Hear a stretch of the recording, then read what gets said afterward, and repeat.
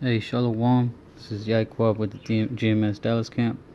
First off, I want to give all praises to Yahawah by SHAM YAHAWASHI. Double honors to the apostles and elders of Great Millstone who teach and rule well. And salutations to the Akim scattered throughout the four corners of the earth, keeping his word in truth and sincerity. I just want to do a quick video. I saw this. I was watching this show called Adventure Time, and there's a clip, that kind of brought my attention when it comes to being chastised by the Most High. How one should react to those situations. You know what I'm saying? However, in whatever manner or way the Most High chooses to chastise you. You know what I'm saying? Because at the end of the day, man, that shows that the Most High is dealing with you. If you understand why those things happen, because we all, if you in this truth, you understand why the Most High does certain things. You know what I'm saying? As far as, a series of unfortunate events that might happen. Your car might break down. I know I bring that example a lot, but it's happened to me a lot. Somebody might break in to your house, steal some things. Your dog might die, or somebody, your family might die, or something. You know what I'm saying? Which sucks, and it's nothing that I wish that a brother would have to go through. You know what I'm saying? But at the end of the day, man, the Most High, does those things for a reason. To build you up, make you stronger. You know what I'm saying? But anyways, I'm gonna read this, and then I'm gonna show the clip. Just so you can see, and then I'll explain the clip that I'm about to show. But this is Sirach, Ecclesiasticus chapter 2. I'm gonna start off at verse 1. Okay, let's see. My son, if thou come to serve the Lord, prepare thy soul for temptation. You know what I'm saying? Let's see, verse 2. Set thy heart aright and constantly endure, and make not haste in time of trouble. Man, you gotta set your heart aright, and constantly endure. Verse 3. Cleave unto him, and depart not away, that thou mayest be increased at the last end. Whatsoever is brought upon thee, take cheerfully, and be patient when thou art changed to a low estate. You know what I'm saying? So whatever the Most High throws at you, man, you gotta take it cheerfully. Hey, you gotta take it as a sign that, hey, the Most High is, dealing with you. I'm gonna bring that example out in Hebrews chapter 12, but for right now, I'm gonna finish this. Let's see. Whatsoever is brought upon thee, take cheerfully, and be patient when thou art changed to a low estate. You know what I'm saying? So those things are made to, to bring you to that low estate, man. Things like that will humble you, man. Especially if you're in this truth. You'll say, man, some shit might happen. You in your head, you might think, man, if you're a man of the Lord, you might think, man, ain't the water YAHAWASHI. You know what I'm saying? Hey, if you get in a car accident, you might say, hey, the water YAHAWASHI for showing me mercy and allowing me to survive that crash or whatever it might be. You know what I'm saying? Let's see, verse 5. For gold is tried in the fire, an acceptable man in the furnace of adversity, man. Yeah, man, that gold, that gold is being tried in the fire, man. It's being refined. Taking away those impurities, so it can become pure, pure gold, and no blemish. You know what I'm saying? No blemish in there. Verse 6. Believe in him, and he will help thee. Order thy way aright, and trust in him, man. So no matter what happens, man, you gotta trust in YAHAWASHI. You know what I'm saying? I know there's some situations where it might seem bad, and it's like, damn, like, why Lord? You know what I'm saying? But hey, man, you gotta take that, cast them demons off and say, man, fuck that, man. The water YAHAWASHI. You know what I'm saying? Verse 8.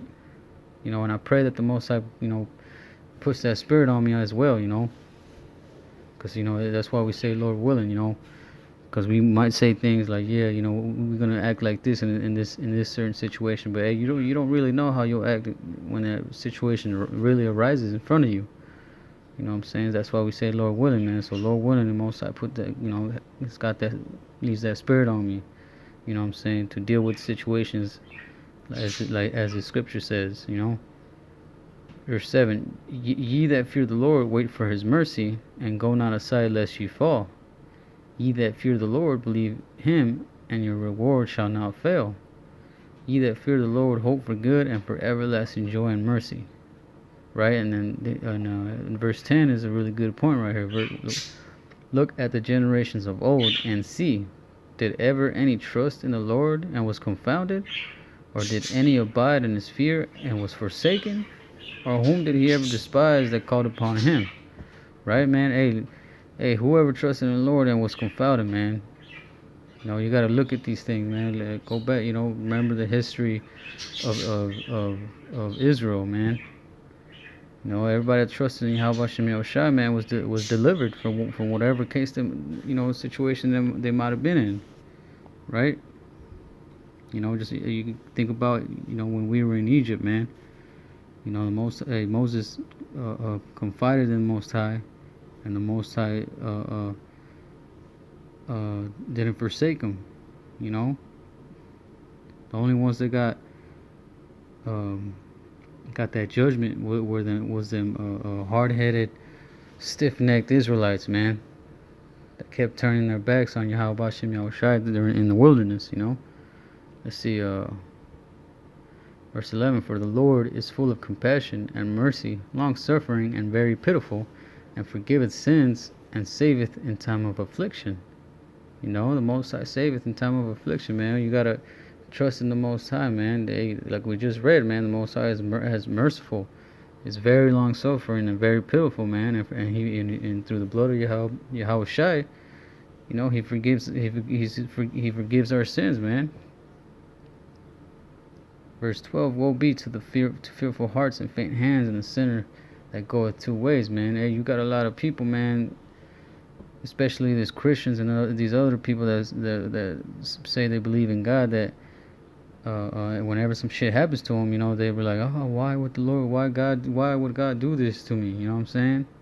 Not having the understanding that the Most High does everything for a reason, and then they start blaming the Most High. You know what I'm saying? And that's when their hearts, their fearful hearts, they begin to grow fearful hearts and become faint of hands. Like we just read. Verse 13: woe unto him that is faint-hearted, for he believeth not. Therefore shall he not be defended. Man, hey, they don't believe. That's why they become faint-hearted. And it's like the scripture, like we just read, man. Therefore shall he not be defended. Woe unto you that have lost patience, and what will you do when the Lord shall visit you, man? What you gonna do in that time when the Most High starts to shake the earth, man?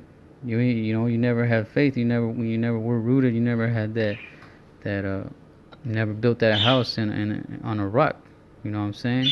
Built that house on sand.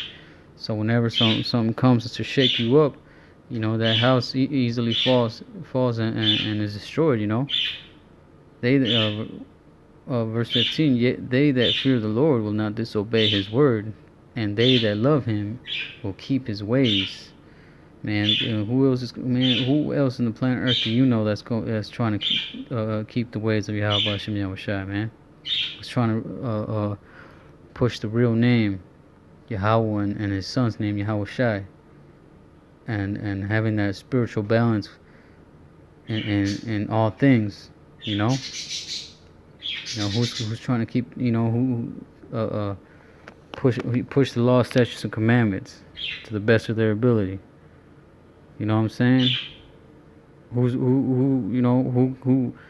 in the world has got that spirit of the Lord on them, man?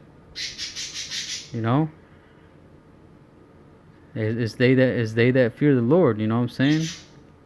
They that, like we just read, they that fear the Lord will not disobey his word, and they that love him will keep his ways. Verse 16, they that fear the Lord will seek that which is well, pleasing unto him, and they that love him shall be filled with the law.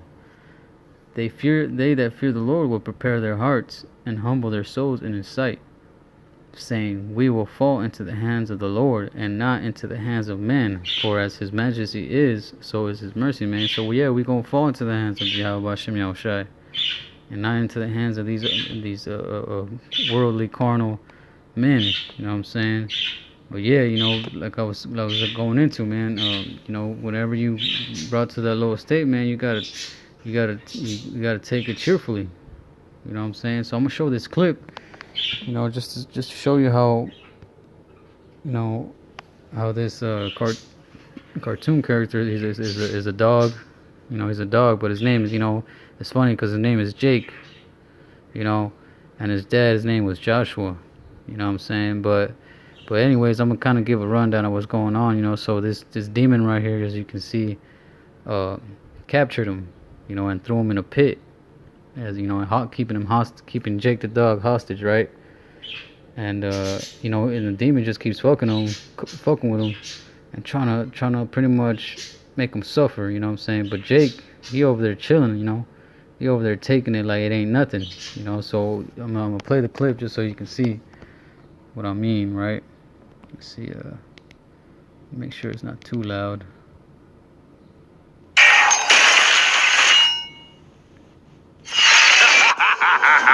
Your butt is mine, Joshua. What?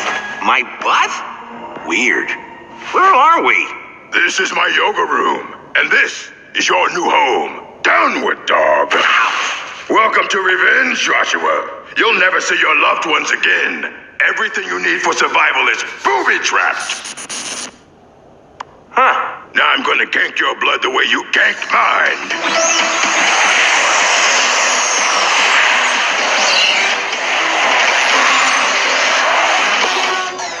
Booyah! How does it feel, dog? How does it feel that I've juiced your body and turned your blood into man-dazzle? Not that great. I feel weird in my skin. Wait, is that it? Yeah, but I could get used to this. What? No, you have to suffer. Okay. No, okay. When I say something, you're supposed to disagree, okay? Okay. Shit. You're causing tension in my neck and shoulders. I'm gonna go stretch it out. You stay here and suffer. Okay. Hey, man, that demon was like, hey, man, you stay here and suffer. And Jake was just like, all right, you know what I'm saying? Hey, he was just, it was like it wasn't even affecting him, It was like, oh, okay, whatever. Then when them demons start popping up, man, and fucking with you, man, you gotta, you just gotta, you gotta take it cheerfully, man. Like, hey, Jake the dog, man, he was like, all right, like nothing, it was like nothing was phasing him. You know what I'm saying? He was dealing with that situation, how the scripture said, yeah, you got to deal with that situation, just, hey, when you brought to that lower state, man, ain't no reason to get mad or emotional and start blaming for, Most High for whatever reason, you know what I'm saying? You got to take it like that dog, be like, tell them demons like, okay, whatever, shit happens. I'm still gonna believe in YAHAWASHI, right? Let's see. There's one more scripture I wanted to bring out. Hebrews chapter 12, right? Start at verse 5. And ye have forgotten the exhortation which speaketh unto you as unto children. My son, despise not thou the chastening of the Lord, nor faint when thou art rebuked of him. Don't faint when the Most High brings that chastisement. Verse 6. For whom the Lord loveth, he chasteneth, and scourgeth every son whom he receiveth. If ye endure chastening, Yahweh dealeth with you as with sons. For what son is he whom the Father chasteneth not, man? So you gotta look at it as like, okay, Most High dealing with me, punish me for maybe I did something wrong, or maybe for whatever reason, right? Verse 7, if ye endure chastening, Yahweh dealeth with you as with sons. For what son is he whom the Father chasteneth not? But if ye be without chastisement, wherefore all are partakers, then are ye bastards and not sons, man. So hey, man, if you like brothers say, man, if you ain't catching hell, man, then something's wrong. You know what I'm saying? You're doing something wrong. You know what I'm saying? Verse 9. Furthermore, we have had fathers of our flesh who corrected us, and we gave them reverence. Shall we not much rather be in subjection unto the Father of spirits and live, man? So you had your carnal earthly father correcting you and showing, hitting you whenever you did something wrong, with that, whooping you, whenever you did something wrong, so how much more, if we give them reverence for that, you know what I'm saying? How much more are we going to show reverence to the Most High, right? Verse 10: For they verily for a few days chastened us after their own pleasure, but He for our profit, that we might be partakers of His holiness, man. So the Most High did it, to build us up, like we read in Sirach chapter 2, man. That gold being tried in that fire, man, taking out those impurities. All right, let's see. Now no chastening for the present seemeth to be joyous, but grievous. Nevertheless, afterward it yieldeth the peaceable fruit of righteousness unto them which are exercise thereby, man. Hey, and that's true, man. When that chastening, it's not going to be something you're going to delight in or going to be happy to deal with. You know what I mean? But having that understanding and that wisdom to be able to know why you're going through that, man, that's beautiful. You know what I'm saying? Because you're able to know already, and how to deal with it, and you know what I'm saying, and know how you should deal with it.